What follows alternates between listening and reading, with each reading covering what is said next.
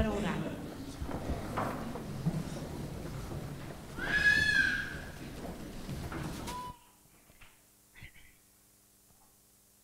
Altíssimo Deus, nosso amado Pai que estás no céu, te louvamos nesta hora, nesta manhã do teu santo dia, por todo o teu amor por nós. Demonstrado, Senhor, na pessoa de Jesus, teu amado Filho. Te louvamos, Senhor, pela vida e pela saúde que temos desfrutado, pela proteção, pelo conhecimento da tua palavra, da tua verdade, pela manifestação do teu poder nas nossas vidas. Te louvamos, Senhor, porque o sol hoje aquece o nosso coração, que também sejamos aquecidos com o teu amor, pela tua palavra, Senhor, demonstrado. Nesta hora, Senhor, rogamos mais uma vez que te faças presente entre nós, que sintamos a tua voz a falar ao nosso coração, que tu nos livres de todo o pensamento vão e que nesta manhã do teu santo dia os nossos pensamentos e a nossa atenção seja única e exclusivamente para a tua palavra, Senhor. Que estejamos com um pensamento concentrado e um coração aberto à tua influência. Que com espírito humilde, Senhor, te possamos receber os teus ensinos que tu trazes através do teu servo. E que eles em nós, a tua palavra em nós, tal como o alimento para o nosso corpo, possa traduzir-se em saúde e em vigor espiritual, Senhor. E que esta tua palavra nos faça crescer em Jesus. Abençoa o teu servo, Senhor, que vai tomar a palavra. Que o teu Espírito o dirija, Senhor. E te rogamos também por todos aqueles que gostaríamos de ver aqui presentes hoje e não puderam estar por qualquer motivo. Tu sabes qual. Que a tua presença e o teu amor se manifestem também junto deles, Senhor.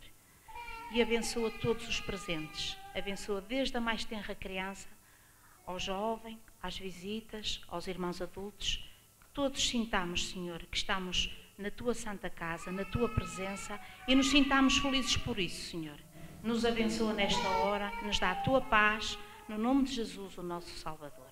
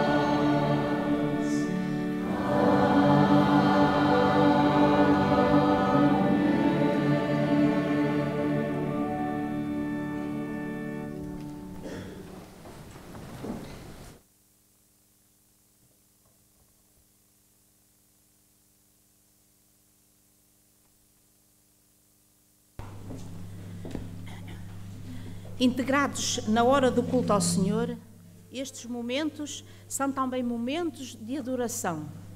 Podemos demonstrar ao Senhor nesta hora a nossa fidelidade e a nossa generosidade. Que possamos fazê-lo com reverência, porque esta é a casa do Senhor.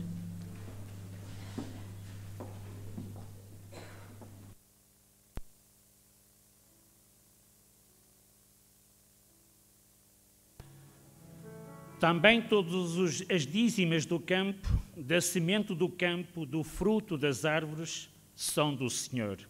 Santas são ao Senhor. Quando os israelitas saíram do Egito para a Palestina, receberam muitas instruções. O povo estava prestes a criar uma nova nação e precisava de formar um bom governo. Tinha a perfeita noção de como funcionava a sociedade egípcia, especialmente de como eram tratados os escravos.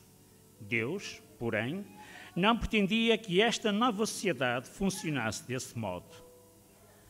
O capítulo 27 de Levítico não é o primeiro excerto da Bíblia onde vem mencionado o dízimo. Abraão também devolvia a 10ª parte de tudo o que possuía. Apresentar ofertas a Deus era um costume bem estabelecido. O dízimo, ou a 10ª parte, pertence ao Senhor. Quando trazemos os nossos dízimos a Deus, e estamos simplesmente a devolver algo que não nos pertence. Se eu tiver 10 maçãs, preciso devolver uma a Deus porque lhe pertence. Pondere sobre tudo o que recebeu de Deus. Terei eu devolvido a 10ª parte que me é requerida pelo Senhor? Damos-te graças pelas bênçãos que nos concedes. Ajuda-nos a restituir-te a pequena percentagem que nos pedes de tudo o que te pertence.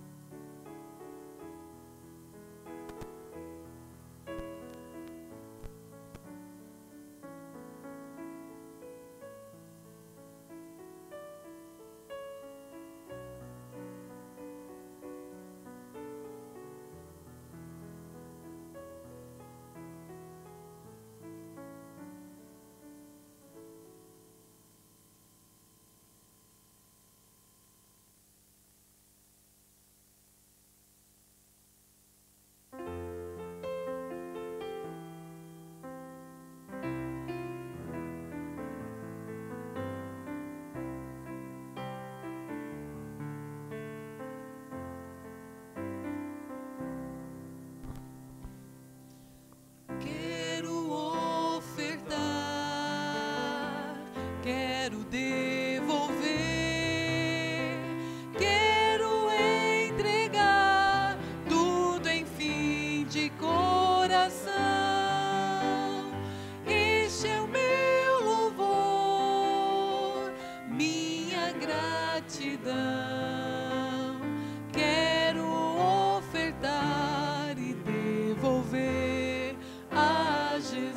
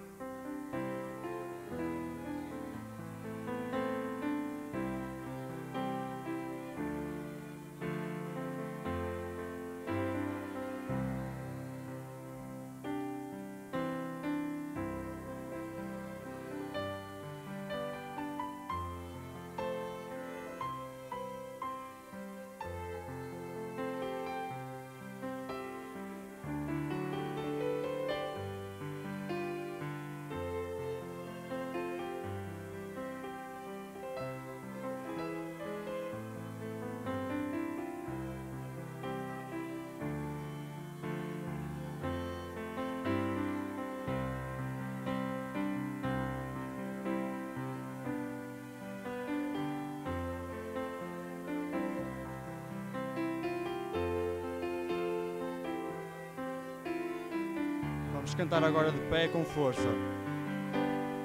Enche o meu louvor, minha gratidão. Quero ofertar e devolver a Jesus. Quero me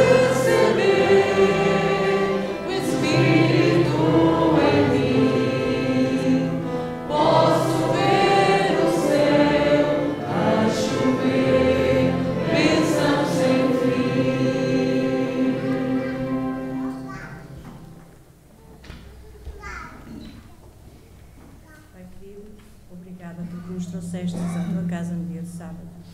Nesta hora te quero pedir que derrames as tuas bênçãos sobre as tuas ofertas e dízimos, que elas sirvam para agradecer a tua obra, a que te peço em nome de Jesus. Amém.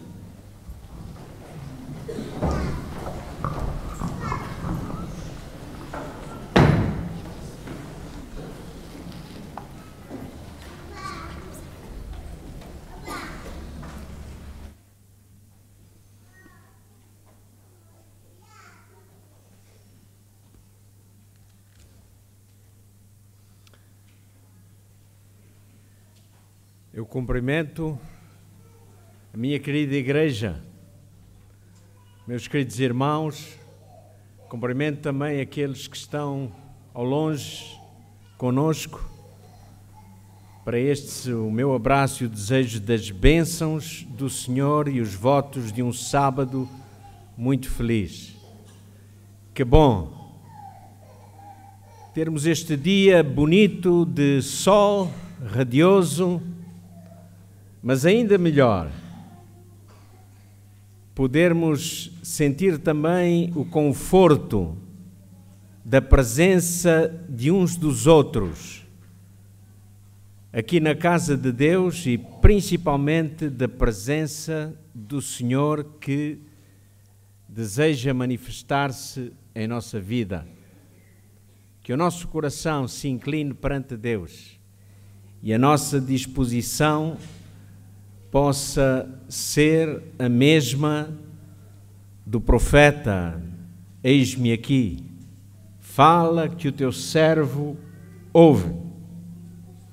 Que assim seja, queridos irmãos.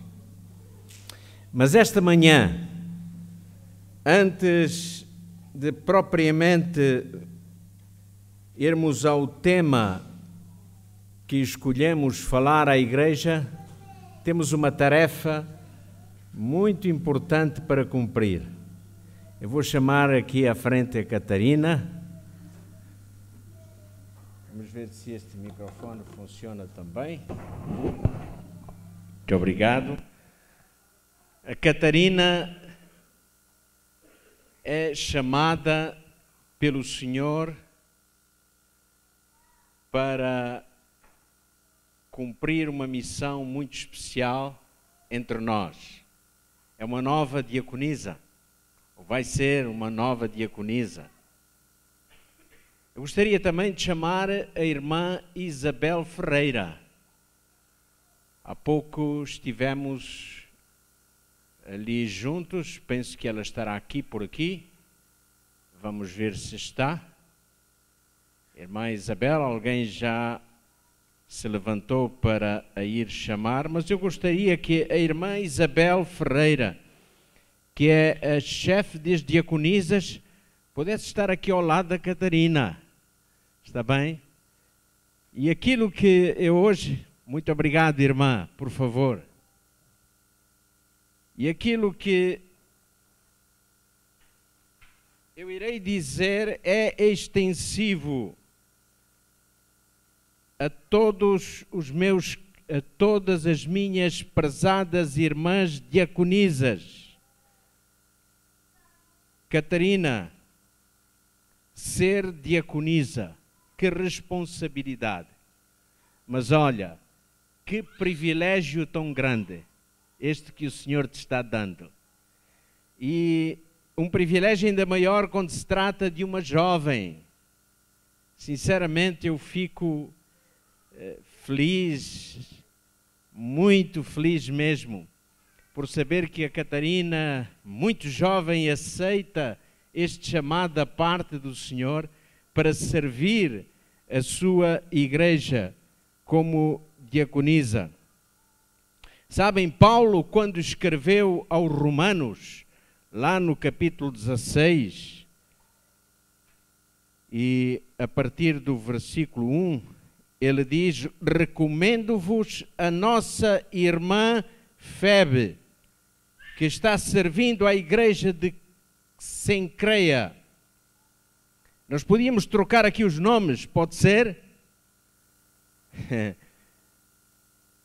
O Senhor dirá esta manhã: querida igreja de Canelas. Eu recomendo-vos a irmã Catarina, que está servindo, ou que vem para servir a igreja de Canelas. Sabem, a responsabilidade de uma diaconisa é realmente tremenda. Não é um trabalho fácil, não é um trabalho difícil, mas é um trabalho que traz consigo um privilégio enorme. Reparem o que diz ainda o apóstolo Paulo, quando escreve na sua carta, na sua primeira carta a Timóteo. Vamos ler no capítulo 3 da primeira epístola de São Paulo a Timóteo, no versículo, quando ele dá conselhos aos diáconos. Ele diz aqui,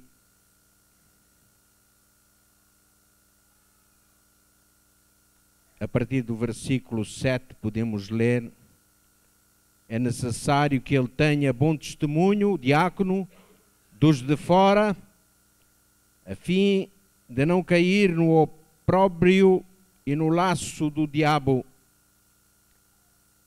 Semelhantemente, quanto aos diáconos, aqui é que sim, é necessário que sejam respeitáveis de uma só palavra.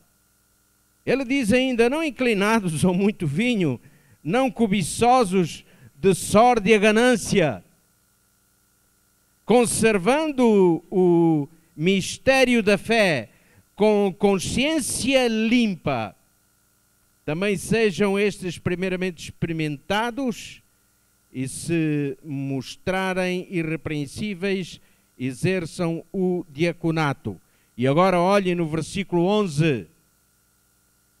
Da mesma sorte, quanto a mulheres, é necessário que sejam elas respeitáveis, não maldizentes, temperantes e fiéis em tudo. A exigência é grande. É assim, Catarina. Deus não coloca a fasquia cá embaixo. Ele coloca a fasquia sempre lá em cima, o mais alto possível. Mas sempre a põe no lugar certo. No lugar onde sabe que nós podemos chegar. E então, o que se espera de ti é exatamente isto que o Senhor aqui ensina na sua palavra. E para mim, como ministro do Evangelho, como pastor desta igreja, humildemente para mim, é um privilégio hoje poder oficiar a tua ordenação ao diaconato. Quem irá presidir a este momento, ou a este ofício, é o próprio Jesus. Está bem? Então nós iremos, os que estamos aqui à frente, ajoelhar-nos. Eu ficarei próximo da Catarina e assim procederemos à tua ordenação. Que Deus te abençoe grandemente, Catarina. Tu terás a ajuda da irmã Isabel, chefe das diaconisas, mas terás a ajuda, sem dúvida, também de todas as outras tuas companheiras diaconisas. Terás a ajuda da liderança da igreja, dos anciãos da igreja. Terás a ajuda do pastor sempre que precisares. Está bem? Vamos ajoelhar-nos.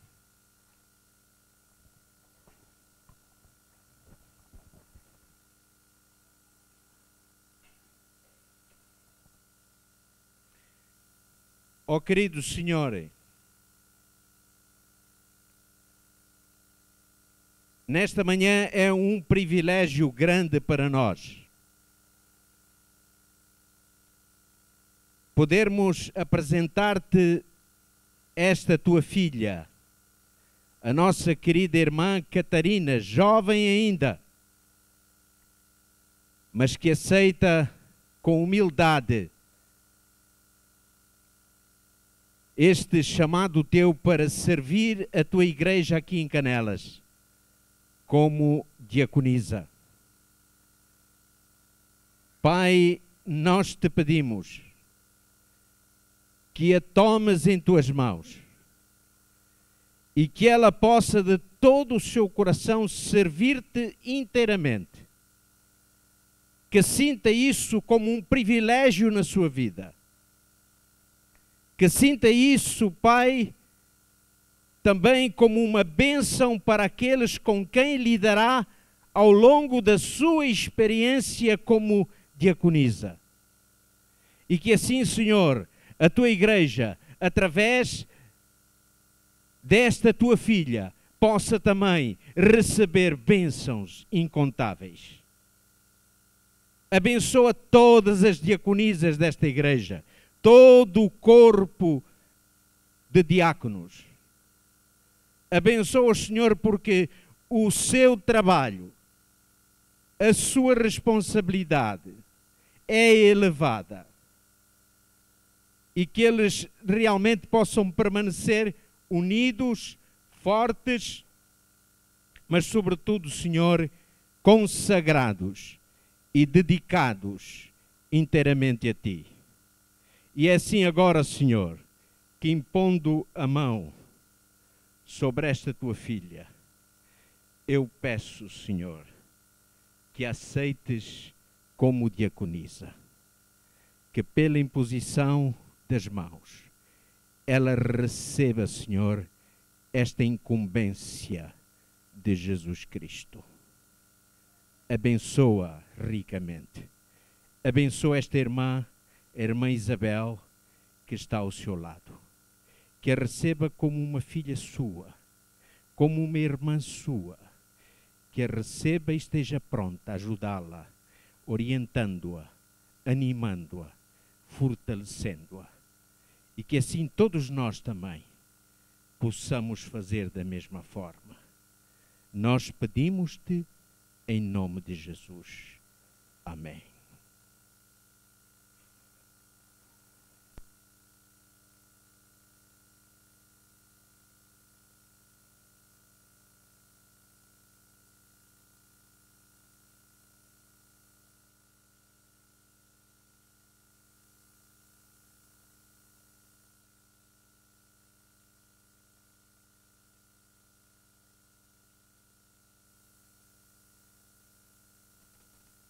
Bom, que privilégio.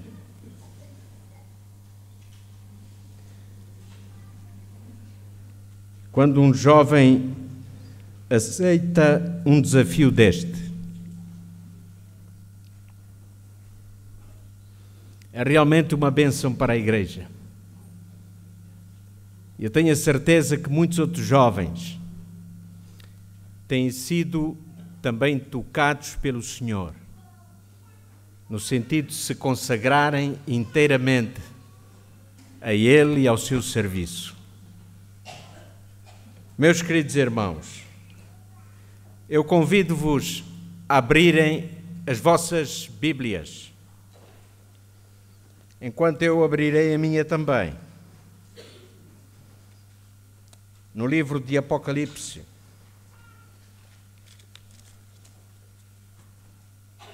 Quantos irmãos procuram? O capítulo 4 de Apocalipse, capítulo 4.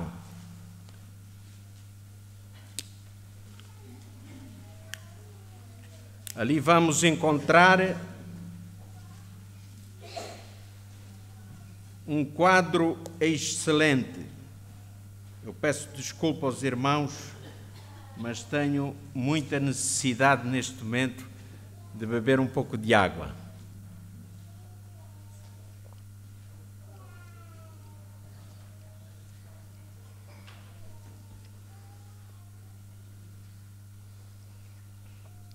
Capítulo 4 de Apocalipse,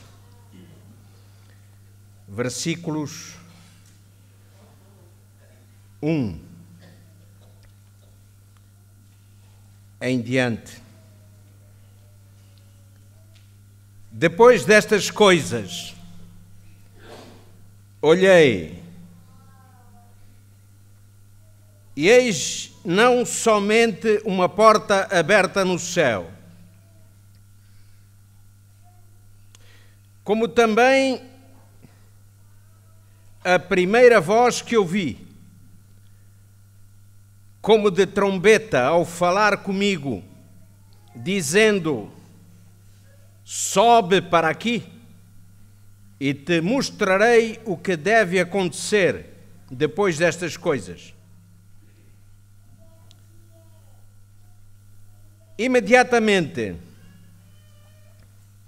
eu me achei em espírito e eis armado no céu um trono.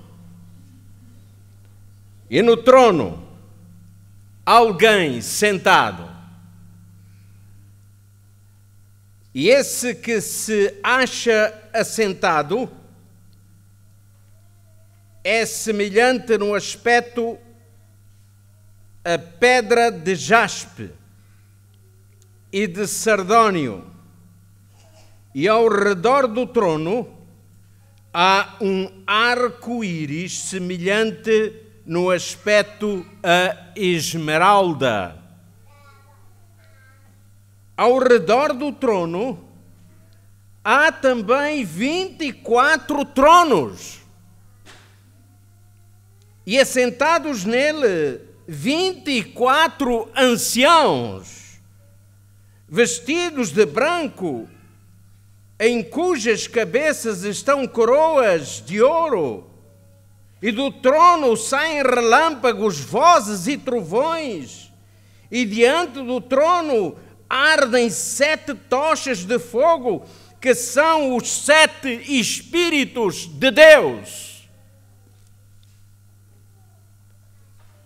Há diante do trono um como o mar de vidro semelhante a cristal, e também no meio do trono e à volta do trono 4 seres viventes cheios de olhos por diante e por detrás. E o primeiro ser vivente é semelhante ao leão, o segundo semelhante ao novilho, o terceiro tem o rosto como de homem. E o quarto ser vivente é semelhante à águia quando está voando. E estes 4 seres viventes, tendo cada um deles, respectivamente, 6 asas, estão cheios de olhos, ao redor e por dentro. Não têm descanso, nem de dia, nem de noite, proclamando: Santo, Santo, Santo é o Senhor Deus, o Todo-Poderoso, aquele que era, aquele que há de vir. Que descrição extraordinária! João tem esta visão. Ele vê o Senhor no seu trono. E olhem aqui o que ele vê. Por esta descrição nós podemos imaginar como será aquele lugar. Aquele lugar será tremendo, excelso. E nós perguntamos porquê? Porque sentado no trono está o Senhor, e o Senhor é soberano. E diz ali na descrição que havia mais 24 tronos onde estavam sentados cada um dos anciãos, 24 anciãos. Seriam seres celestiais estes 24 anciãos? Ou representariam a plenitude do povo de Deus? Porque em Apocalipse, numa das cartas às igrejas, o Senhor diz ao vencedor: lhe concederei que se assente comigo no meu trono. Que visão extraordinária! Quem ousaria desafiar este Deus soberano? Quem? Lá no céu um dia alguém desafiou a soberania de Deus. Olhou para o trono de Deus e disse: eu irei colocar o meu trono acima do trono de Deus. E passado algum tempo, ele e os seus anjos foram expulsos do céu. A soberania de Deus, ela prevalece para sempre. Porque Deus é eterno. Porque Ele é o Senhor. Ele é o onipotente Deus. E quando nós nos assentamos aqui pela manhã, no dia de sábado, ou quando nós dizemos vamos à casa do Senhor para o adorar, nós estamos na presença daquele que é soberano, o nosso Deus. E por vezes o que acontece é que não temos essa sensação, porque se calhar estamos de alguma forma distraídos. Mas hoje, o Senhor quer dizer a cada um de nós que Ele é o Deus soberano. E sabem, quando Deus olha para nós, sabem como é que Ele nos vê? A Bíblia diz que Ele nos vê assim como gafanhotos. A Bíblia usa mesmo essa expressão. Está lá escrito. No livro do profeta Isaías, no capítulo 40 e no versículo 22, o Senhor diz que os filhos dos homens, os homens aos olhos do Senhor são como gafanhotos. Olhem a diferença, olhem a distância entre nós, povo do Senhor, e Deus onipotente, o Senhor soberano. Então eu pergunto hoje, se Deus é soberano, se Deus é justo, por que razão Ele não me destrói que sou pecador? Que pergunta, pastor. Mas o profeta Isaías, quando descreve a situação do homem, lá no seu primeiro capítulo do seu livro, e a partir do versículo 6, ele diz que desde a planta, aliás, desde a cabeça até a planta dos nossos pés, é tudo o quê? Chagas, podridão.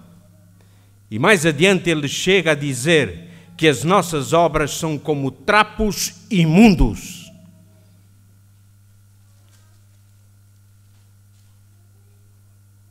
O apóstolo São Paulo, quando descreve o homem, ele diz, não há um justo sequer, não há quem faça o bem. Ele diz, todos se fizeram inúteis.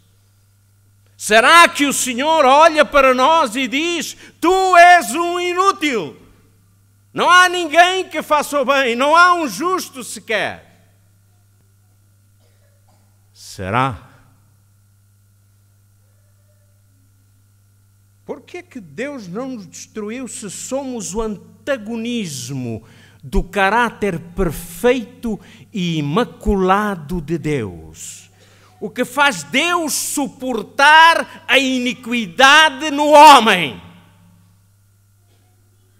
O que faz Deus esperar esses anos todos, esse tempo todo, pelos séculos dos séculos? O que é que merece o ímpio? O que é que merece o pecador? Outra vez Paulo dizendo, o salário do pecado é a morte. Então, se eu me perguntar a mim mesmo o que é que eu mereço, se eu quero ser honesto comigo próprio, perante Deus eu tenho que dizer, Senhor, aquilo que eu mereço é a morte, porque eu sou pecador. Ou será que eu não sou pecador?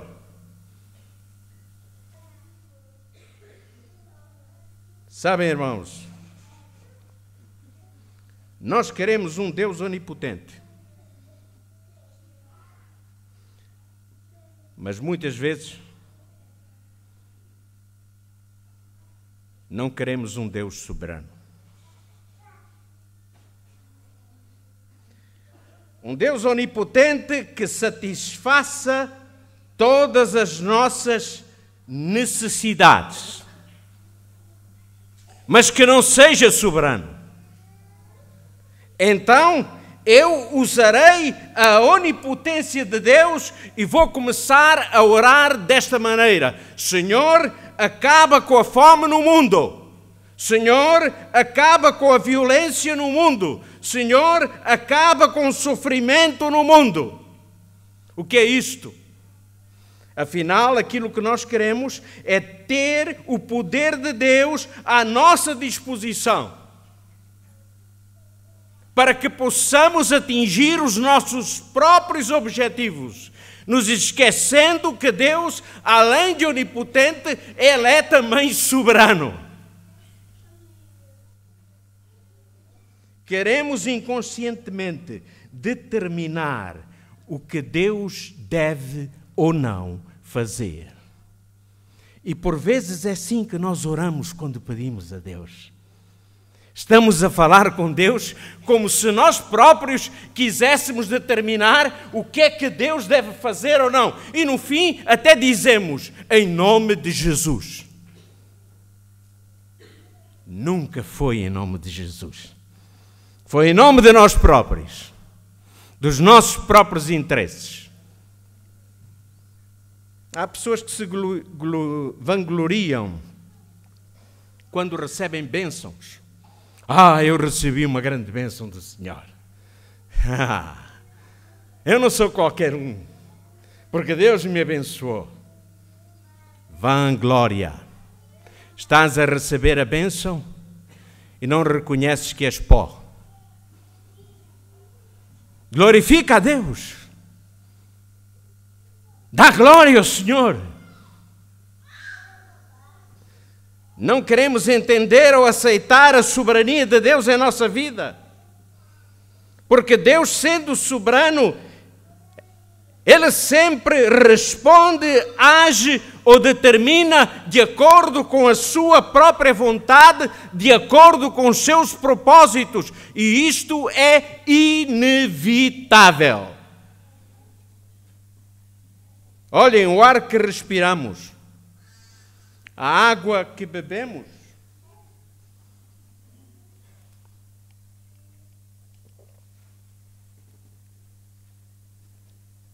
o frio que sentimos,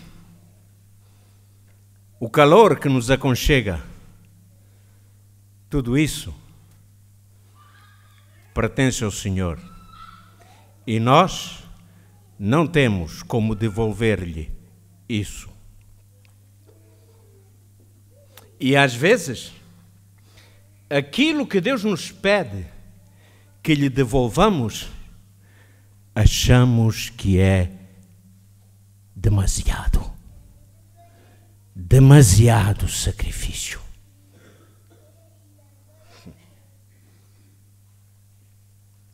Mas ainda assim, nós dizemos, eu quero que Deus cumpra a minha vontade em relação a mim mesmo ou em relação a outras pessoas que estão próximas de mim.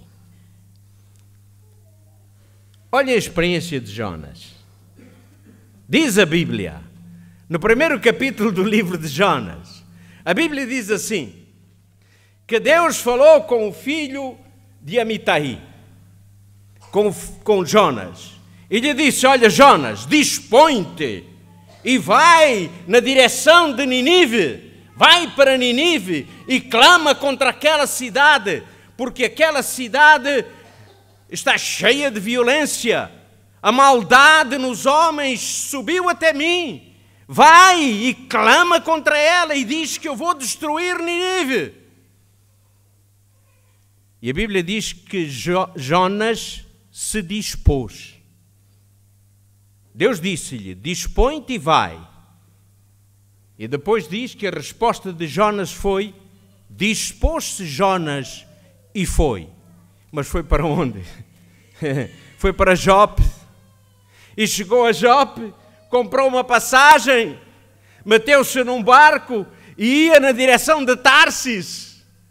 E Deus olhou e disse: o quê? Este homem está a desafiar a minha soberania. Espera lá. E Deus envia uma tempestade. E a tempestade foi de tal maneira que o próprio Jonas disse àqueles que estavam embarcados com ele: olhem, lancem-me ao mar, porque é por causa de mim, porque eu desafiei a soberania de Deus. Então lancem-me ao mar, para que esta tempestade passe. E eles fizeram aquilo que Jonas pediu, lançaram-no ao mar, e a tempestade parou. E Deus providenciou um submarino, não foi? Um monstro marinho. Deus estava a dizer: este homem tem o descaramento de desafiar a minha soberania. Então aquele monstro marinho engoliu Jonas e o levou, e o levou, e o levou, e o levou. Jonas orou dentro do ventre do peixe, clamou ao Senhor dentro do ventre do peixe, e a certa altura aquele monstro marinho vomitou Jonas numa praia, e Jonas pensou: eu estou em Tarsis. Não, Jonas, tu estás em Nínive, porque ninguém ousa desafiar a soberania de Deus.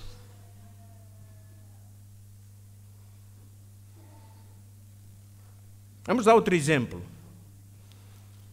O exemplo da mulher de Ló. Como é que ela se chamava? Ninguém sabe. Ninguém sabe. Também não interessa. Mas ela desafiou a soberania de Deus. Deus disse: olha, não olhem para trás. Por favor, não olhem para trás. Mas sabem uma coisa? O ser supremo na vida daquela mulher não era Jesus, não era Deus. O ser supremo na vida daquela mulher era o seu egoísmo, era ela própria. E por isso, naquele momento em que fugiam, ela olhou para trás, porque lá em Sodoma estavam as suas riquezas, estava o seu coração não estava em Deus. Ela olhou para trás e ficou transformada numa estátua de sal. Já pensou? Se todas as vezes que nós desafiássemos a soberania ou a supremacia de Deus, ficássemos transformados numa estátua de sal? Não faltaria sal nesta terra. Haveria para aí muitos monumentos de homens e mulheres transformados em estátuas de sal. A vontade de Deus é desprezada. A vontade de Deus quantas vezes é posta de lado. O que importa é apenas o que eu penso. O que importa é o que eu quero. Muitos agem como se Deus fosse uma espécie do gênio, como naquela mentira ridícula da história da lâmpada de Aladino. Basta esfregar e lá vem o gênio. Pede o que tu quiseres, estou aqui para satisfazer os teus caprichos. E há muitas pessoas que pensam que podem usar Deus da mesma maneira. Sabem, irmãos, o mundo cristão quer transformar Deus numa espécie de Pai Natal, bonacheirão, de um ser sem personalidade. Homens e mulheres cristãos pensam que podem até comandar Deus à distância com um controle remoto. Mas a verdadeira experiência cristã não é aquela que se realiza à distância, mas próxima de Deus, e particularmente de joelhos.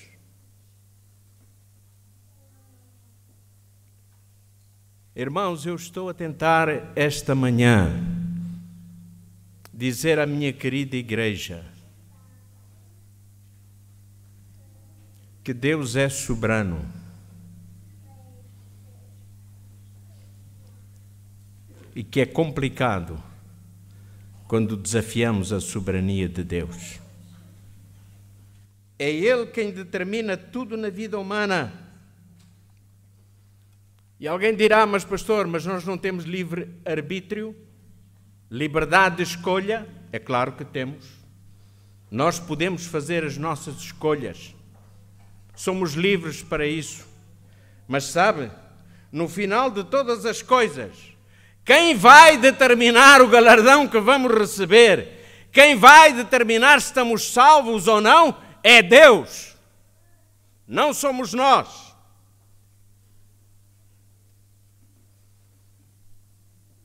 Mas agora, irmãos, há uma notícia maravilhosa. Sabem, este Deus que é supremo e soberano, Ele se inclina, ou Ele inclina o seu ouvido para o homem, para o escutar, para o ouvir. E mais, este Deus supremo e soberano está disposto a dialogar com o homem, seja em que circunstância da vida for. Querem ver?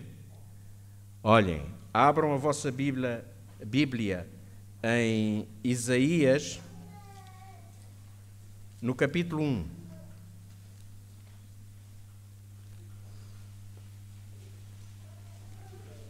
Isaías, capítulo 1,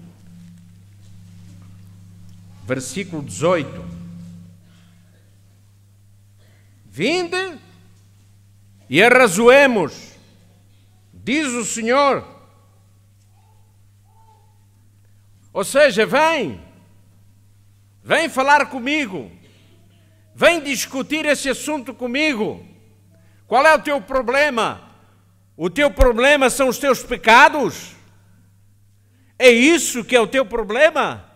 Então, olha, ainda que os teus pecados sejam como a escarlata, eles se tornarão brancos como a neve. Ainda que sejam vermelhos como o carmesim, se tornarão como a lã.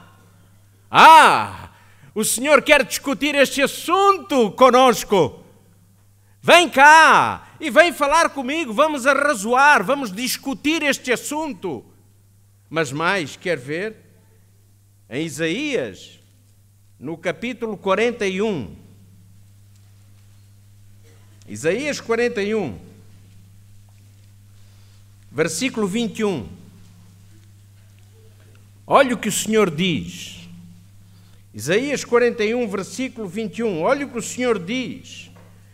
Apresentai a vossa demanda, diz o Senhor, alegai as vossas razões, diz o Rei de Jacó. O que é que Deus está aqui a dizer, irmãos? O que é que Deus está aqui a dizer? Venham discutir, venham dialogar, venham conversar, venham apresentar as vossas queixas. os vossos anseios, as vossas apreensões, as vossas ideias, as vossas propostas. Sim, não tenham receio, venham apresentar isso, diz o Senhor. Olhem só, este Deus soberano, Ele agora diz: venham discutir comigo, eu estou pronto a ouvir-vos. Mas não se esqueçam, o Senhor diz também, e vai dizendo: mas eu sou soberano. Olha que o irmão White diz, vai aparecer aqui na tela uma citação.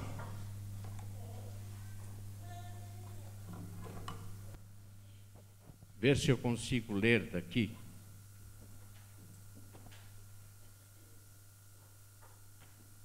Irmão White diz que a Bíblia apresenta-nos Deus em seu alto e santo lugar, não em estado de inatividade, não em silêncio e isolamento, mas rodeado de milhares e milhões de seres santos, todos à espera para cumprir a sua vontade, por meios que não entendemos. Ele está em ativa comunicação com todas as partes do seu domínio. É, porém, neste mundo minúsculo, nas almas para cuja salvação deu seu Filho unigênito, que se centraliza o seu interesse, bem como o de todo o céu. E agora olhem, Deus se inclina de seu trono para escutar o clamor do oprimido. A toda a sincera súplica responde: eis-me aqui. Em todas as nossas aflições, Ele é afligido também. Em toda a tentação e prova, o anjo de sua presença está perto para livrar. Livro desejado de todas as nações. Vejam bem, o Senhor que está no seu trono, que há pouco nós descrevemos lá em Apocalipse, rodeado de tronos, rodeado de anjos, como Isaías diz, de querubins e serafins. O Senhor se inclina para ouvir. Meu querido irmão,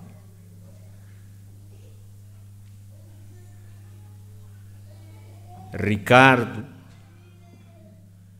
quando tu clamas ao Senhor, ao mesmo tempo, Samuel, noutro lugar, está clamando ao Senhor. A irmã Daniela, noutro lugar. Em noutra cidade qualquer, noutro país longínquo qualquer. Esta ciência nos ultrapassa. Não podemos sequer pensar como é que é isto. Mas ao mesmo tempo o Senhor está presente. E o teu caso é o caso de Deus.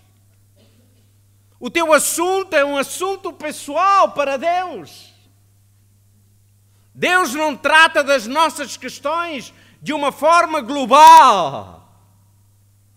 Mas Deus trata das nossas questões de uma forma pessoal. Ele se inclina do seu trono para ouvir. E Ele diz: apresentai as vossas queixas, as vossas demandas. Eu estou disposto a ouvir, mas eu sou soberano.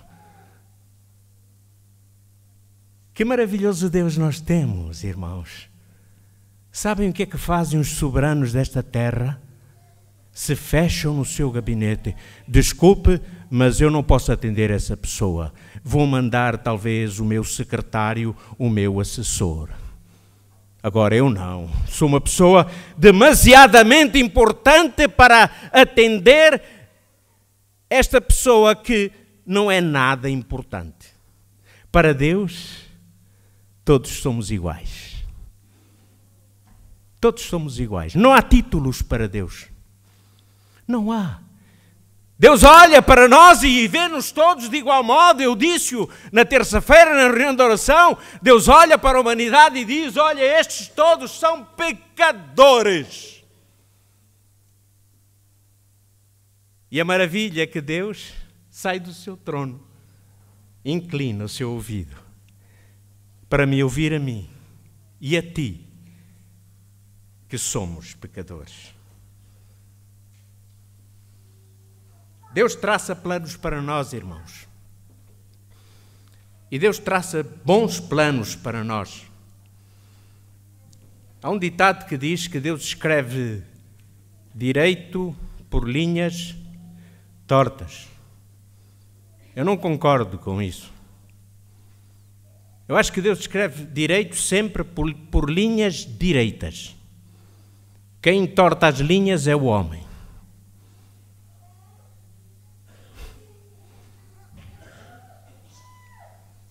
No entanto, Deus pode mudar de ideias. Deus pode mudar de opinião. E muitas vezes mudou em relação a muitos assuntos. E sabem porquê? Porque Ele é soberano. Eu estou a repetir muitas vezes a mesma coisa, não é, irmãos? Deus é soberano, Deus é soberano. Eu sei que estou. Mas é esse propósito mesmo. Porque Deus é realmente soberano. E eu queria que a minha igreja hoje saísse daqui pensando exatamente isso. Deus é soberano e Ele é soberano em minha vida. Em minha vida o Senhor também é soberano. O Senhor diz: os meus caminhos não são os vossos caminhos. Os meus pensamentos não são os vossos pensamentos. Eu tenho pensamentos muito mais elevados do que os vossos. Eu tenho ideias muito mais elevadas do que as vossas. Deus abre espaço para o diálogo. E muitos veem Deus como um ser distante, de tal maneira que essas pessoas não sabem até como se relacionar com Deus. E então buscam intermediários. E o mundo está cheio de intermediários. Olhem para os evangélicos. Cada pastor é um intermediário. Ele bastará pôr as mãos e o demónio vai-se embora. Ele bastará dizer alto e o Espírito Santo se cala na igreja. Ele faz descer Deus à terra e faz com que Deus desapareça. Autenticamente é assim. Mas a Bíblia diz o quê? A Bíblia diz lá em Hebreus capítulo 4, 16, que o único intermediário entre Deus e o homem é Jesus Cristo. E diz lá o texto: chegai-vos com confiança ao trono da graça, para que alcanceis misericórdia e para que acheis graça, a fim de serdes ajudados em tempo oportuno. Chegai-vos com confiança, porque aquele que está sentado no trono, Ele ouve. Só existe um caminho, só existe um intercessor. Jesus disse: eu sou o caminho, a verdade e a vida. E depois Ele conclui dizendo: e ninguém vem ao Pai senão por mim. Não há outra maneira de ir ao Pai a não ser por Cristo.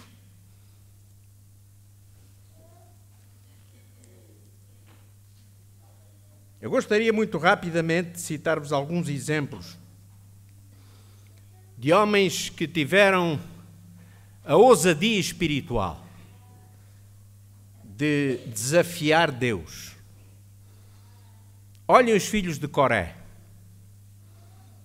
Vamos ler lá no livro de Salmos, Salmo 44.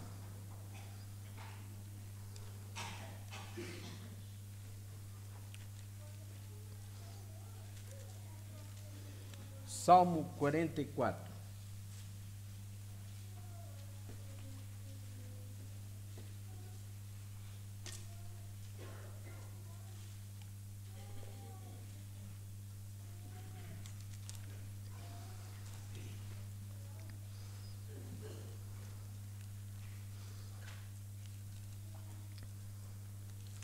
Salmo 44.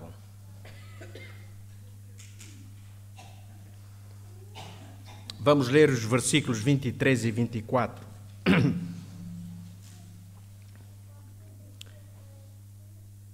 Desperta, porque dormes, Senhor. Desperta, não nos rejeites para sempre, porque escondes a face e te esqueces da nossa miséria e da nossa opressão. Olhem, os filhos de Coré sabiam que Deus não dorme. Nós também sabemos que Deus não dorme. Mas a aflição daqueles homens era tal, era tão grande, que eles na sua angústia clamavam dessa forma ao Senhor, tiveram essa ousadia de falar nestes termos ao Senhor: desperta, Senhor, nós estamos aflitos, nós estamos angustiados e parece que tu estás a dormir.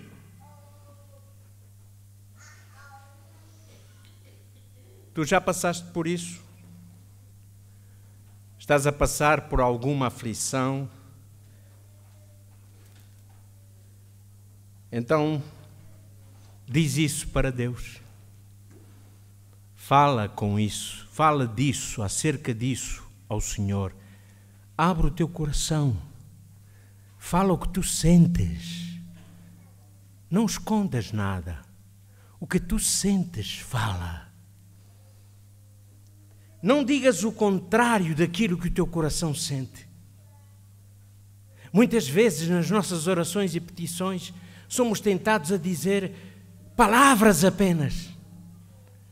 Não realmente aquilo que o coração sente e aquilo que nós na realidade precisamos de dizer ao Senhor.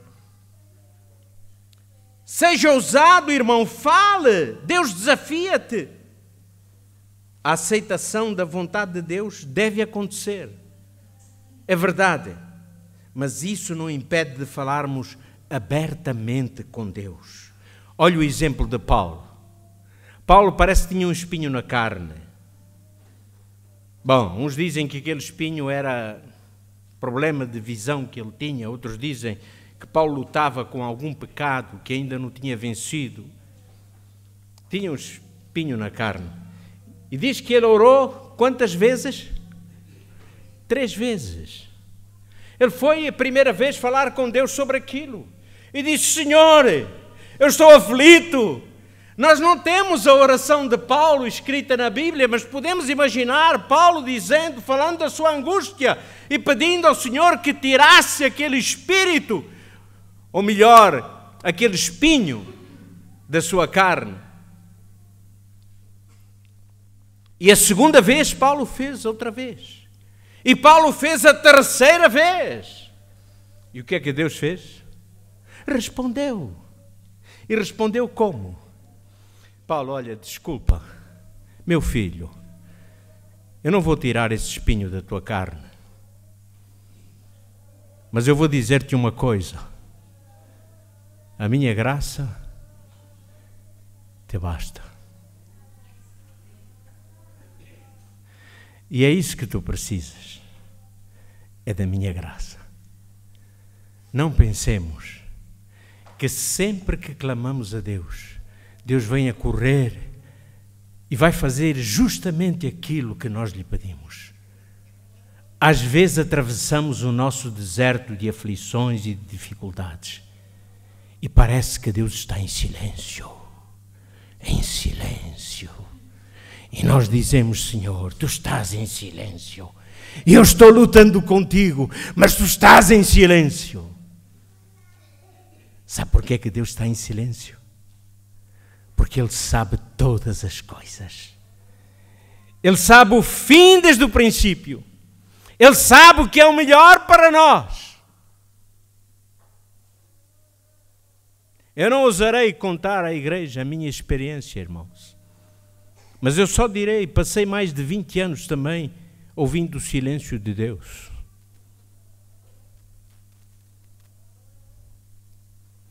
E ao fim desse tempo, Ou durante esse tempo, algumas vezes o Senhor também me disse, olha, a minha graça te basta. Queridos irmãos, vamos ver outro exemplo. O exemplo de Abacuque. Conhecem a história de Abacuque? Conhecem? Certeza. Olha lá, no capítulo 1. Versículos 2 e 3. Olha o que Abacuque diz ao Senhor. Até quando, Senhor, clamarei eu, e tu me escutarás? Gritar-te-ei violência, e não salvarás. Porque me mostras a iniquidade, e me fazes ver a opressão, pois a destruição e a violência estão diante de mim, há contendas e o litígio se suscita. Vamos montar aqui o cenário. Os assírios estavam para invadir Jerusalém. Eles queriam destruir Jerusalém. Eles queriam profanar o templo em Jerusalém, destruir até o templo em Jerusalém. E Abacuque então clama ao Senhor e diz: Senhor, Senhor, tu não me escutarás. Eu admiro a ousadia deste homem, a ousadia espiritual deste homem. Mas sabem uma coisa?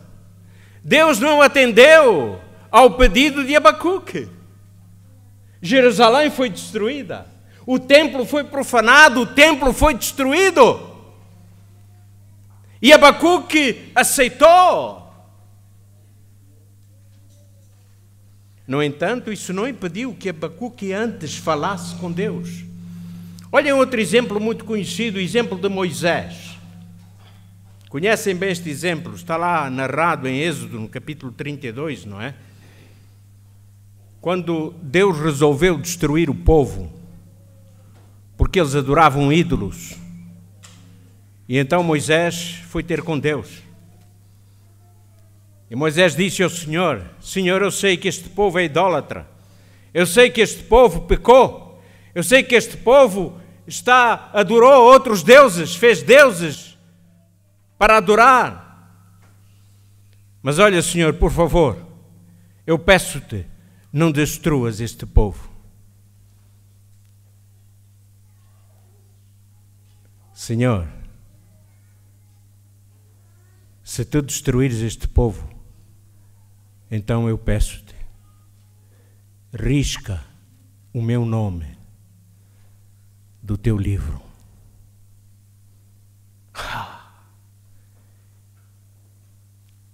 Que ousadia espiritual! Moisés não estava dominado pela arrogância nem pelo orgulho. Moisés estava sendo sincero, ousado, por causa do amor que sentia por aquele povo. Irmãos, o verdadeiro líder é aquele que está disposto a abdicar de tudo pelo seu povo. Eu costumo dizer que um verdadeiro pastor não abandona a igreja quando ela está a arder. Ele espera para se certificar que todos estão a salvo, para depois então sair.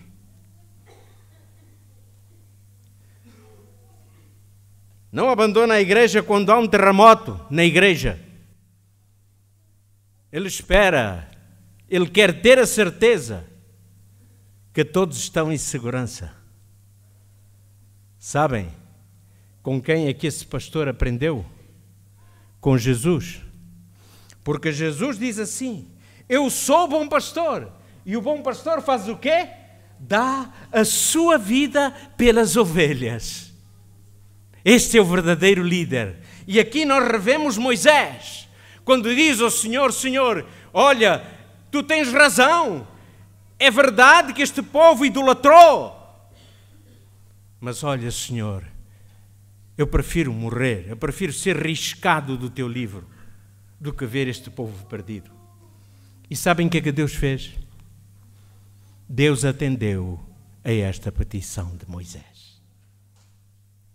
Deus disse a Moisés: eu riscarei do meu livro todo aquele que pecar contra mim. Mas olha, Moisés, diz ao povo que avance, e eu colocarei meu anjo diante do povo. Que Deus maravilhoso! Tu podes buscar o Senhor com sinceridade, tu podes buscar o Senhor com ousadia. É isso que eu chamo ousadia espiritual. E o que é ousadia espiritual? É ser transparente. É ser transparente com Deus. É ser sincero para com Deus. É ser autêntico para com Deus. Isso é ousadia espiritual. Querido irmão, há algo que te está a afligir, há algo que te magoa profundamente. Tens passado por severas provações na tua vida? Tens passado por tentações na tua vida? Estás preocupado com algum problema no teu trabalho, na escola ou mesmo em casa? A vida tem sido dura demais para ti? Tu aceitaste Jesus, mas os problemas continuam. Achas que não tens perspectivas para o teu futuro? Tu não és a pessoa que gostarias de ser. Tu te questionas, será que Deus tem um plano para mim? Será que Deus tem uma resposta para mim? Olha, irmão, nem sempre Deus tem uma resposta para nós, mas a verdade é que Deus sempre tem um plano para nós. E o seu plano para nós não é mais do que isto, a nossa salvação. Esse é o plano de Deus para nós. Olha, no caso de Moisés, como eu disse, Deus não matou o povo, mas Deus atendeu. No caso de Abacuque, a cidade foi destruída, o templo foi profanado e destruído. Deus, na sua soberania, ouve o que dizemos, mas é Ele quem determina como as coisas devem prosseguir ou como as coisas devem acontecer. Eu acho engraçado aquela conversa entre Abraão e Deus, quando Sodoma estava para ser destruída. Lembram-se? Abraão disse: Senhor, escuta-me, olha, Senhor, se houver lá 50 justos, por amor desses 50 justos, Senhor, tu não vais deixar lá Sodoma em paz. Está bem, Abraão. Por amor desses 50 justos, eu não destruirei Sodoma. E depois reparem o que Abraão diz. Ele diz assim: Senhor, eu sou pó e sou cinza. Ou seja, Abraão estava a reconhecer a grandeza de Deus diante da sua pequenez.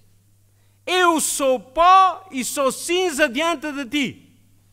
Mas olha, Senhor, se tiverem lá 45, por amor dos 45, eu não destruirei Sodoma. E Abraão ganhou um pouco de ânimo, não é? Vamos ver se isto desce um bocadinho mais. Estava a negociar com Deus. Senhor, olha, e se tiverem lá 30 justos? E foram, se tiver lá 20 justos? E se tiverem lá 10 justos? E Deus diz, por amor dos 10 não destruirei. Então Abraão se calou. Porque achava ele que o seu atrevimento já era grande. Mas sabem, Abraão foi atrevido, foi ousado. E sabem porquê é que ele foi ousado? Porque ele tinha suficiente maturidade espiritual. Não nos acobardemos, porque Deus não é aquilo que muitos pensam, um ser tirano, um ser medonho que mete medo. Não, Deus é aquele que sai do trono e se inclina para nos ouvir. Olha o caso de Jó. Há lá uma citação no livro de Jó que eu gosto muito, é quando Jó diz assim, mais ou menos assim: eu queria que alguém pudesse ser juiz entre mim e Deus, porque eu não fiz mal nenhum. E é verdade, o próprio Deus disse a respeito de Jó, que Jó era um homem íntegro, honesto, que andava nos seus caminhos, que temia o Senhor. No entanto, Jó dizia, mas eu perdi tudo. Perdi os meus filhos, perdi a minha saúde, perdi os meus bens. E agora ninguém me pode defender porque Deus é soberano. Quem é que se vai interpor entre mim e Deus? Mas sabe a que conclusão Jó chegou? Quando ele diz assim: Deus deu, Deus tirou. Ou seja, meus filhos não eram meus.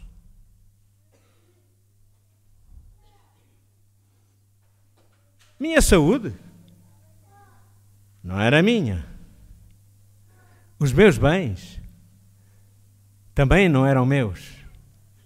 Tudo isso pertencia ao Senhor. Então, se Deus me deu e se Deus tirou, não tenho nada que reclamar. Bendito seja o nome do Senhor. Ah! Que homem íntegro! Que maturidade espiritual tinha este homem! Eu terminar, deixem-me só dar-vos mais um exemplo, bem conhecido, o exemplo de Jacó. Quando lá no Vale de Jaboque, ele lutava com Jesus. E recebeu um golpe na sua coxa. E diz que lutaram até ao amanhecer. E ao amanhecer, Jacó olha e vê o rosto daquele que pensava que era o seu irmão, mas não era o seu irmão. Era o próprio Jesus. E então o que faz Jacó?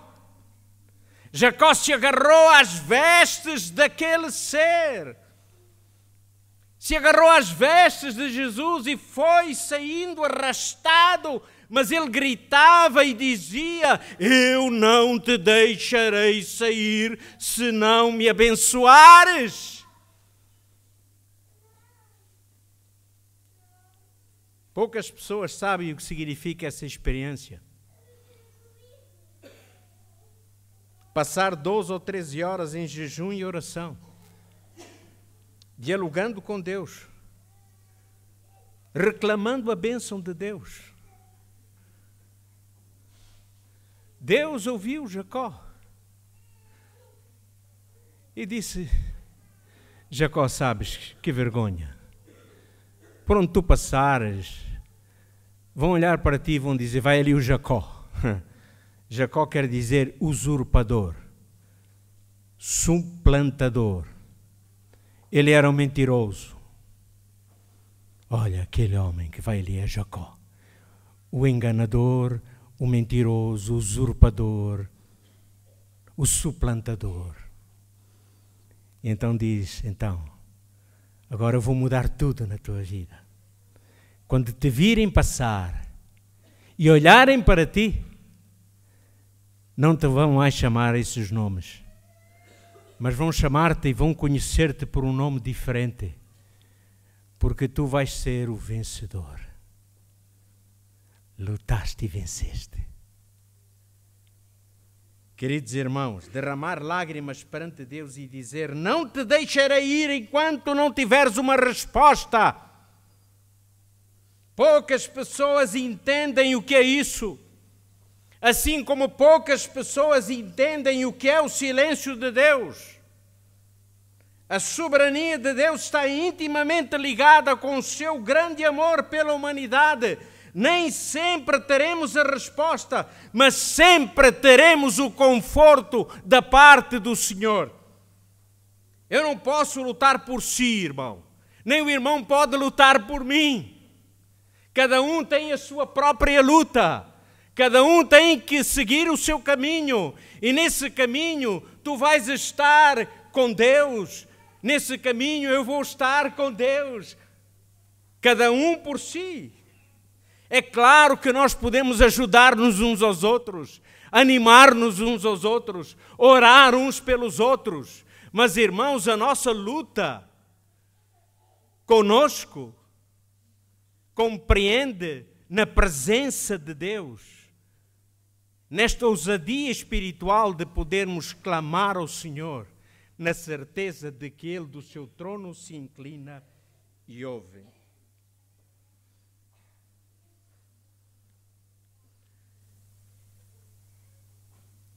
Deus não te rejeita. Há um hino no nosso cenário que eu gosto muito de cantar. Eu gostava de cantar tão bem como alguns dos irmãos e irmãs que tenho ouvido aqui cantar. Quem sabe eu me atreveria a cantar. Mas esta manhã vamos ouvir esse cântico que diz que Deus sabe, Deus ouve, Deus vê. A mais intensa de todas as vontades de Deus é a nossa salvação. Ele está assentado no seu alto e sublime trono. Mas lá em Apocalipse diz também que o Senhor quer que nos assentemos com Ele no seu alto e sublime trono. Este Deus soberano é este Deus que nos ama. É este Deus que sabe tudo a nosso respeito. É este Deus que vê quando as lágrimas correm pelos nossos olhos. É este Deus que vê quando há sorriso no nosso rosto. É este Deus que ama. É este Deus que um dia nos quer abraçar na pátria celestial. Vamos ouvir.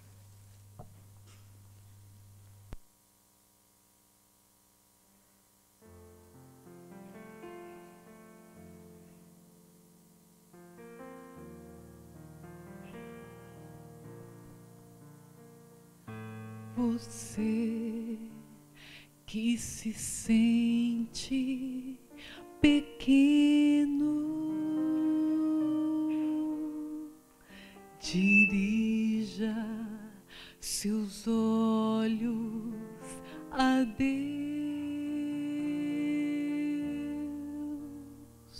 Não deixe que sombras o envolvam. Entregue sua vida a Deus. Deus sabe o que vai dentro da alma. Deus ouve a oração suplicante. Deus vê sua angústia e o acalma. Deus faz de você um gigante. Deus sabe o que vai dentro da alma. Deus ouve a oração suplicante. Deus vê sua angústia e o acalma. Deus sabe Deus ouve, Deus vê. Se a vida levou os castelos que em sonhos você construiu,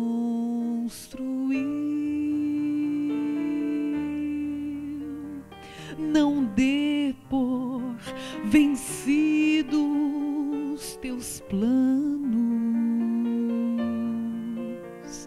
entregue seus planos a Deus. Deus sabe o que vai dentro da alma. Deus ouve a oração suplicante. Deus vê sua angústia e o acalma. Deus faz de você um gigante. Deus sabe o que vai dentro da alma. Deus ouve a oração suplicante. Deus vê sua angústia e o acalma. Deus sabe, Deus ouve, Deus vê.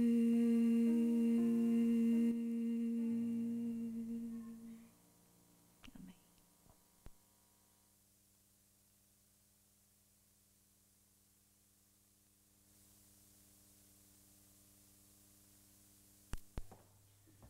Obrigado a Daniela e ao Filipe. E para terminar, vamos então entoar o hino Só com Teu Deus, 415.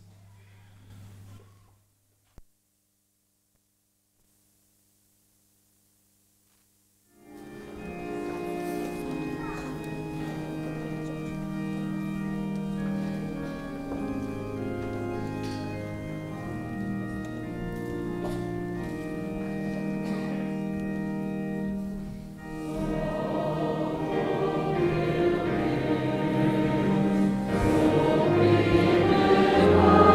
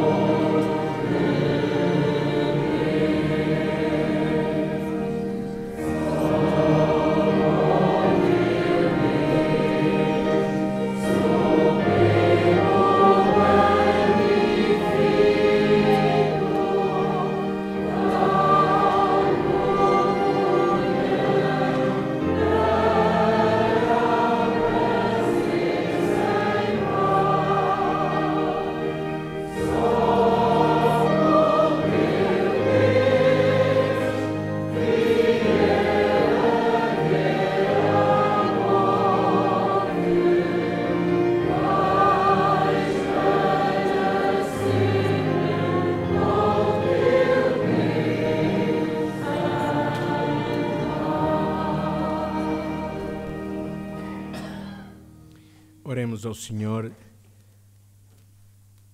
Pai querido, nosso Deus eterno, esta manhã reconhecemos a Tua soberania, a Tua grandeza, o Teu grande amor, a Tua misericórdia para conosco, a Tua benevolência, porque nos ouves, nos escutas, conheces tudo a nosso respeito, o nosso coração, a nossa vida, nada te escapa. Os teus olhos nos contemplam como se fôssemos único. Obrigado, Senhor, por tanto cuidado. Obrigado por tanto amor manifestado. E agora, Senhor, que iremos sair deste lugar, nós queremos sair com a certeza de que hoje Tu continuas a falar com homens e mulheres, jovens e crianças, e continuas, Senhor, a dizer: este é o caminho, vai por ele, anda por ele. Tu continuas, Senhor, e continuarás sempre, nós o sabemos, e nós Te louvamos por isso, a interessar-te pela nossa salvação e o lugar que tens reservado para nós no Teu reino é muito mais elevado, nós o sabemos, Pai, do que aquilo que nós merecemos, do que aquilo que nós possamos imaginar. Nos dedicamos então a Ti inteiramente, de alma e coração, pedindo-Te o perdão das nossas fraquezas, das nossas falhas, enfim, dos nossos pecados, a Tua benevolência para com todos. Nós Te suplicamos em nome de Jesus. Amém.